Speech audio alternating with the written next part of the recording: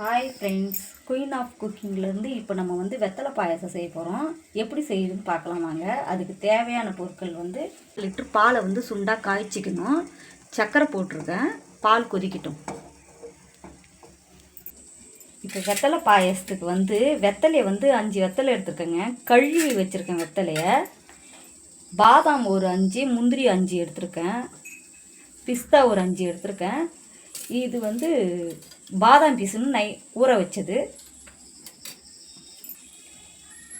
இப்போ வெத்தலை பாயாசம் செய்யணுன்னா பாதாம் பீஸுன்னு வந்து நைட்டே ஊற வச்சிடணுங்க. ஊற வச்சா அதை இப்படி ஆகும். ஒரு 4 துண்டு ஊற வச்சா போதும். கழுவின வெத்தலையை இப்போ வந்து பொடியாக பிச்சுக்கிறேங்க. ஊற வச்ச பாதாம் தோலை உரிக்கணும். பாதாம் பருப்பை உரித்து வச்சாச்சுங்க தோலை. இப்போ வந்து பேஸ்ட்டாக அரைக்க போகிறோம். இப்போ வந்து தண்ணி ஊற்றி பாதாம், முந்திரி, பிஸ்தா சேர்த்து அரைச்சி வச்சுருக்கோங்க. இப்போ வந்து இந்த அரைச்சி வச்ச பேஸ்ட்டை வந்து இப்போ நம்ம பாலில் சேர்க்க போகிறோம்.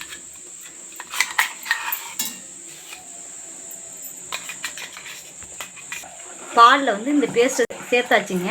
இப்போ வந்து இந்த பாலில் வந்து சர்க்கரை, வெத்தலை, பாதாம், முந்திரி போட்டு இப்போ நம்ம கலக்குறோங்க. வெத்தலை பாயாசம் இப்போ நல்லா ஆறிடுச்சிங்க.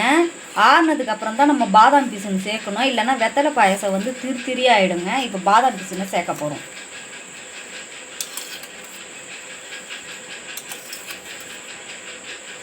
பாதாம் பீஸுன்னு சேர்த்தாச்சு. இப்போ நல்லா கலக்கணும்.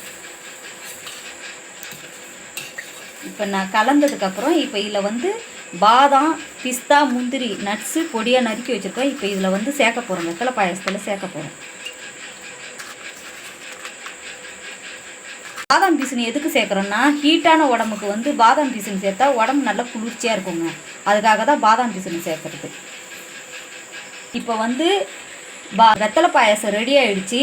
இப்போ வந்து நம்ம இந்த சூடாக குடிக்கிறதோட ஃப்ரிட்ஜில் வந்து சில்லுன்னு குடித்தா இன்னும் சூப்பராக இருக்குங்க. வாங்க வெத்தலை பாயாசத்தை குடிக்கலாம்.